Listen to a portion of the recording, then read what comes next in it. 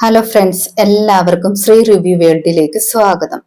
ഇന്നത്തെ കഥയിൽ മേഘനാഥന്റെ അടുത്തേക്കാണെങ്കിൽ ആചാരി സ്വർണ്ണ താലിയുമായിട്ട് വരികയാണ്. മേഘനാഥൻ അത് വാങ്ങിയിട്ട് സന്തോഷത്തോടെ നോക്കുന്നു. അത് തൊടാൻ തുടങ്ങുമ്പോൾ ആചാരി തടയുകയാണ്. ആചാരപ്രകാരമൊക്കെ തൊട്ടാൽ മതി എന്ന് പറയുന്നു.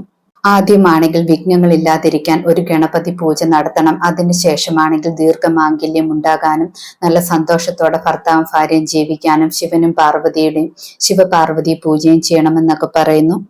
മേഘനാഥൻ ആചാര്യോട് പറയുന്നുണ്ട്, താങ്കൾ പറയുന്നത് പോലെ ആചാരപ്രകാരം എല്ലാ കാര്യങ്ങളും ചെയ്യാമെന്നൊക്കെ. മേഘനാഥനാണെങ്കിൽ പൂജയ്ക്കുള്ള കാര്യങ്ങളൊക്കെ മണിയനെ ഏൽപ്പിക്കുന്നു. അതിനുശേഷമാണെങ്കിൽ അവർ രണ്ടുപേരും അവിടെ നിന്നും പോകുന്നു. ആചാരി പോയതിനു ശേഷം അമ്മയാണെങ്കിൽ മേഘനാഥനോട് ചോദിക്കുന്നുണ്ട്, നിന്റെ ഉദ്ദേശം എന്താണ്? രാധ എന്ന പെണ്ണിനെ ബലി കൊടുക്കാനാണ് ഉദ്ദേശിച്ചിരുന്നത്. പക്ഷെ ഇപ്പൊ നീ അവളോട് പ്രേമം കൂടിയിട്ടാണെങ്കിൽ വിവാഹം കഴിക്കാൻ പോകുന്നു. ഇതൊന്നും എനിക്ക് അംഗീകരിക്കാൻ പറ്റില്ല എന്നൊക്കെ പറയുന്നു. നീ ഈ വഴിക്കാണ് പോകാൻ തുടങ്ങുന്നതെങ്കിൽ ഉറപ്പായിട്ടും നിന്റെ നാശമായിരിക്കും അവൾ കാരണം ഉണ്ടാകാൻ പോകുന്നതെന്നൊക്കെ പറയുന്നു. അതിനുശേഷം ഭവാനിയമ്മയാണെങ്കിൽ അകത്തേക്ക് പോകുന്നു. അമ്മ പോയതിനു ശേഷം മേഘനാഥൻ സ്വയം പറയാണ്, ഇനിയും രാധയെ കുരുതി കൊടുക്കാൻ പറ്റില്ല. രാധ ഇപ്പോൾ എന്റെ പ്രണയമാണ്. അവളെ ഇനി എനിക്ക് വേണം. ഇനിയും അവളെ സ്വന്തമാക്കുന്ന കാര്യം മാത്രമേ എനിക്കുള്ളൂ എന്നൊക്കെ പറയുന്നു. പിന്നീട് കാണിക്കുന്നത് രാധയാണെങ്കിൽ കൃഷ്ണനോട് പ്രാർത്ഥിക്കുകയാണ്, ഞാൻ ഒരു തീരുമാനം എടുത്തിട്ടുണ്ട്. അത് ശരിയോ തെറ്റോ എന്ന് അറിയില്ല. പക്ഷെ എൻ്റെ അനിയത്തിമാർക്ക് വേണ്ടിയാണ് ഞാൻ അങ്ങനെ ചെയ്യുന്നതെന്നൊക്കെ പറയുന്നു. നീ എന്തായാലും എൻ്റെ കൂടെ കാണണമെന്നൊക്കെ പറഞ്ഞിട്ട് കൃഷ്ണനോട് പ്രാർത്ഥിക്കുന്നു. രാധ അവിടെ ഇരിക്കുകയാണ് അമ്പലത്തിൽ. ആ സമയത്താണെങ്കിൽ പ്രസാദ് അവിടേക്ക് വരുന്നു. പ്രസാദിനോട് രാധ പറയാണ്, എനിക്ക് ഭാവി ജീവിതവുമായി ബന്ധപ്പെട്ട ഒരു ഇമ്പോർട്ടന്റ് കാര്യം പറയാനുണ്ടെന്നൊക്കെ, എന്നെ സഹായിക്കുമോ എന്നൊക്കെ ചോദിക്കുകയാണ്.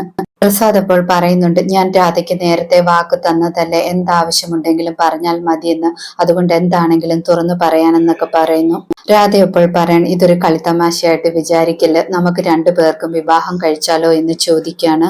പ്രസാദ് അപ്പോൾ പറയുന്നുണ്ട്, എങ്കിൽ പിന്നെ നമുക്ക് ഇപ്പൊ തന്നെ വിവാഹം കഴിക്കാമെന്ന്. അത് കേൾക്കുമ്പോൾ രാധ പറയുന്നുണ്ട്, എനിക്ക് സംസാരിക്കാനുണ്ട്, ഞാൻ സീരിയസ് ആയിട്ടാണ് പറഞ്ഞതെന്നൊക്കെ. രാധയാണെങ്കിൽ എന്തിനു വേണ്ടിയാണ് പ്രസാദിനെ വിവാഹം കഴിക്കണമെന്ന് പറഞ്ഞതെന്ന് എല്ലാ കാര്യങ്ങളും വിശദമായിട്ട് പറയുന്നു. അത് കേട്ടിട്ട് പ്രസാദം സമ്മതിക്കുകയാണ്, ഞാൻ വിവാഹം കഴിക്കാമെന്ന്. അതേസമയം മേഘനാഥന്റെ വീട്ടിലാണെങ്കിൽ താലി വെച്ചിട്ട് ഗണപതി പൂജ ചെയ്യുകയാണ്. പൂജാ സമയത്ത് മുകളിലാണെങ്കിൽ സുഭദ്രയുടെ ആത്മാവ് നിൽക്കുന്നത് പോലെ മണിയൻ കാണുന്നുണ്ട്. മണിയൻ ശരിക്കും പേടിക്കുന്നുണ്ട്. പൂജ നടന്നുകൊണ്ടിരിക്കുമ്പോൾ മണിച്ചനാണെങ്കിൽ മേഘനാഥനോട് പറയാണ്, സാർ ഈ പൂജയൊക്കെ ചെയ്യുന്നു, ചിലപ്പോൾ രാധ വേറെ വിവാഹം കഴിച്ചിട്ടുണ്ടെങ്കിൽ എന്തു ചെയ്യുമെന്നൊക്കെ ചോദിക്കുന്നു. അത് കേൾക്കുമ്പോൾ മേഘനാഥന് ദേഷ്യം വരുന്നുണ്ട്. മണിച്ചന്റെ കഴുത്തിൽ പിടിച്ചു പൊക്കുകയാണ്. നീ എന്താണ് പറഞ്ഞതെന്നൊക്കെ ചോദിക്കുന്നു. അങ്ങനെ എന്തെങ്കിലും സംഭവിക്കാൻ സാധ്യതയില്ല. അഥവാ സംഭവിച്ചിട്ടുണ്ടെങ്കിൽ അയാളെ ഞാൻ കൊല്ലും. എന്റെ രാധ മാത്രമാണ്, വേറെ ആർക്കും ഞാൻ കൊടുക്കത്തില്ല. അത് മാത്രമല്ല, അവളെ ആരെങ്കിലും നോക്കിയാൽ പോലും ഞാൻ അയാളെ വെറുതെ വിടില്ല എന്നൊക്കെ പറയുന്നു. പിന്നീട് കാണിക്കുന്നത് അമ്പലത്തിൽ വെച്ചാണെങ്കിൽ രാധയുടെയും കൃഷ്ണന്റെയും വിവാഹം നടക്കുകയാണ്. താലികെട്ടെല്ലാം നടക്കുന്നു. അതിനുശേഷം രണ്ടുപേരുമാണെങ്കിൽ വീട്ടിലേക്ക് വരുന്നു. രണ്ടുപേരും കാറിൽ നിന്നിറങ്ങി വെളിയിലേക്ക് വരുമ്പോൾ ആര്യയാണെങ്കിൽ രണ്ടുപേരെയും കാണുന്നു. ആര്യയ്ക്കാണെങ്കിൽ ഒരുപാട് സന്തോഷമാകുന്നു. ആര്യയാണെങ്കിൽ കുഞ്ഞേച്ചി സീതമ്മ എന്ന് പറഞ്ഞു വിളിക്കുകയാണ്.